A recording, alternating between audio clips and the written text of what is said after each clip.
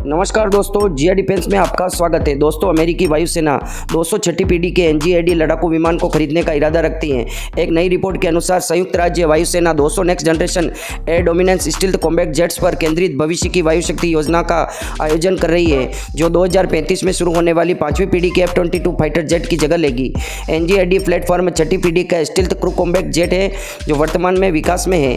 इससे सहयोगी लड़ाकू विमान सीसीए के साथ जोड़ा जाएगा, जो चालक दल के विमान के प्रदर्शन में नाटकीय रूप से सुधार करेगा, जबकि पायलट जोखिम कम करेगा। जब दोस्तों पायलट को अधिक खतरा होगा तो सीसीए का उपयोग किया जाएगा। सीसीए का मतलब दोस्तों विंगमैन, लॉयल विंगमैन ड्रोन होता है। जिस तरह से हमारा कैट्स वॉरियर सिस्टम है, उसी तरह से इस 6ठी पीढ़ी के विमान के साथ इस तरह के लॉन्ग विंगमैन को उड़ाया जाएगा। दोस्तों, प्रत्येक एनजीएडी में 2 सीसीए होंगे, जो वफादार विंगमैन के रूप में कार्य करेंगे और चालक दल के प्लेटफॉर्म पर सेंसर, इलेक्ट्रॉनिक्स, युद्ध और हथियारों के विस्तार के रूप में सेल्फ प्रोग्रामिंग के साथ अपने मिशन को सफलता पूरा करने में चालक दल की सहायता करेंगे। संयुक्त राज्य वायुसेना एनजीएडी आवश्यकताओं को संकेत मिलता है कि वह सस्ते नहीं होंगे, जैसे कि F-35, जिसकी फ्लाई बाई यूनिट लागत $80 मिलियन है, और जब यह कुछ उत्पादन में प्रवेश करता है तो इसकी लागत 200 मिलियन प्रति यूनिट से अधिक होने की संभावना है। दोस्तों, अमेरिका की लॉकहीड मार्टिन प्राइवेट कंपनी हो या बोइंग, ये जो हथियार बनाती है बहुत ज़्यादा एक्सपेंसिव होते हैं, और इतने एक्सपेंसिव हथियार केवल अमेरिका के अलावा कोई भी देश एफोर्ड नहीं कर पाता, क्योंकि दोस्तों इनके कंपोनेंट ही आप देख लो 100 मिलियन प्रति यूनिट या 300 मिलियन प्रति यूनिट है। तो इतने महंगे हथियार और कोई देश नहीं खरीद पाएगा। दोस्तों, अमेरिका में वर्षों से काम चलता है दोस्तों इस तरह के एयरक्राफ्ट पर। दोस्तों, इस तरह के 6th जनरेशन एयरक्राफ्ट से अमेरिका में 20 साल पहले से काम होना शुरू हो गया था।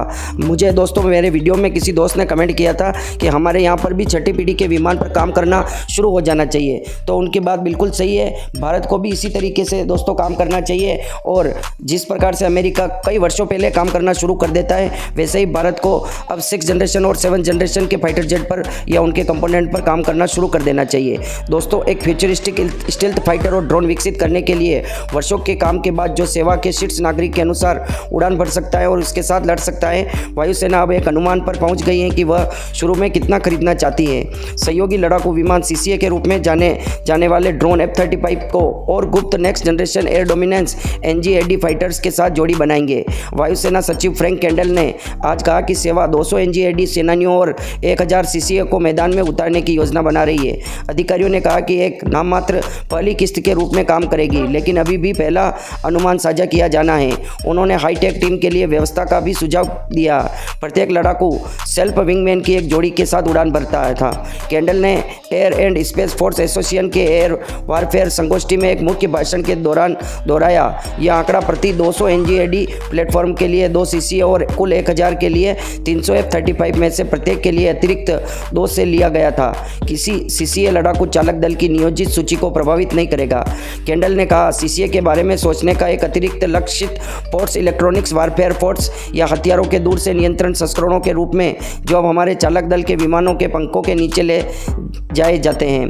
कैंडल ने कहा, उन्होंने वायुसेना प्रमुख जनरल CQ ब्राउन ने हाल ही में वायुसेना के जानकारों को नियोजन उद्देश्य के सीसीए के नाम मात्र आंकड़ा दिया, और कैंडल ने बाद में मीडिया गोलमेज सम्मेलन के दौरान कहा, सीसीए का आंकड़ा सिर्फ एक उचित प्रारंभिक बिंदु है, जिसमें कहा गया है कि 2 से अधिक ड्रोन को सड़क के नीचे एक लड़ाकू के साथ जोड़ा जा सकता है। गोलमेज सम्मेलन के दौरान सेवा अधिकरण प्रमुख एंड्रयू हंटर ने कहा कि सीसीए की पहली किस्त बहुत हद तक पकड़ में है, जिसकी क्षमता दशक के अंत तक वितरित होने की उम्मीद है। कैंडल ने थोड़ा संदेह छोड़ दिया है कि एनजीएडी लड़ाकू निश्चयात्मक रूप से महंगा होगा। पिछले अनुमानों का संदर्भ देते हुए इसकी कीमत F-35 के दुगुनी होगी।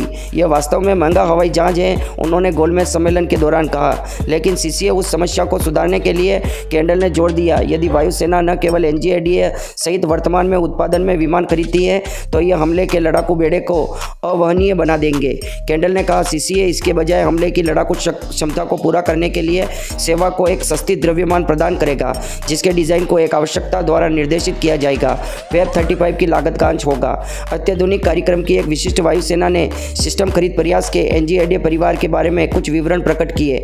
कैंडल ने कहा, जुलाई में उन्होंने उम्मीद की थी कि भविष्य में बहुत दूर नहीं, हालांकि यह स्पष्ट नहीं है कि कौन से रक्षा प्राइम अनुबंध के लिए मर रहे हैं। कम से कम एक पूर्ण पैमाने पर एनजीएडी बढ़ी है। लड़ाकू प्रदर्शक 2020 में अपनी उद्घाटन उड़ान भरी। वायुसेना के अधिकारियों ने उस विमान निर्माताओं या इसकी क्षमताओं के बारे में अधिक जानकारी देने से इनकार कर दिया। हालांकि उन्होंने स्पष्ट किया कि डिजिटल इंजीनियरिंग एवं महत्वपूर्ण तकनीक रही है जिसने सेवा को दर्शकों की अपेक्षा कहीं अधिक तेजी से विकसित करने की अनुमति दी है। हमने जो किया एक प्रायोगिक प्रोटोटाइप था। कैंडल ने जून में कहा था, हमारे पास मूल रूप से एक एक्स प्लेन प्रोग्राम था जिसे कुछ प्रमुख तकनीकों के जोखिम को कम करने के लिए डिज़ाइन किया गया था जिनकी हमें उत्पादन कार्यक्रम के लिए आवश्यकता होगी। दोस्तों, अमेरिका तो इस तरह के प्रोग्राम पर कई वर्षों से पहले से ही काम करना शुरू कर देता है। अब भारत को भी ज़रूरत है कि इस प्रकार के फाइटर जेट पर काम करना शुरू कर दें और इस प्रकार की टेक्नोलॉजी को विकसित करें। दोस्तों, मैं HAL को बधाई देना चाहता हूँ कि उन्होंने एक कैट्स वॉरियर विंगमैन का सिस्टम हमारे को 5 साल पहले ही इंट्रोड्यूस करा दिया। ये भारत के लिए भी बहुत बड़ी बात है। भारत की साइंटिस्ट भी अमेरिका से कहीं पीछे नहीं है। पर दोस्तों, भारत की GDP उतनी नहीं है जितनी अमेरिका की है, तो हमारे को उस हिसाब से चलना पड़ता है और देश के 2% हम केवल सेना पर खर्च कर सकते हैं, उससे ज़्यादा नहीं खर्च कर सकते। पर जैसे जैसे दोस्तों हमारी GDP बढ़ेगी रहेगा तो वो 2% ही, और वो 2% इतना हो जाएगा कि 200 बिलियन 300 बिलियन हो जाएगा। हमारी GDP अगर 5 ट्रिलियन हो जाएगी तो उस समय हमारा 150 बिलियन तक हमारा बजट चला जाएगा। तो वैसे ही हम भी एक्सपेंसिव और क्रिटिकल टेक्नोलॉजी वाले हथियार खरीद पाएंगे।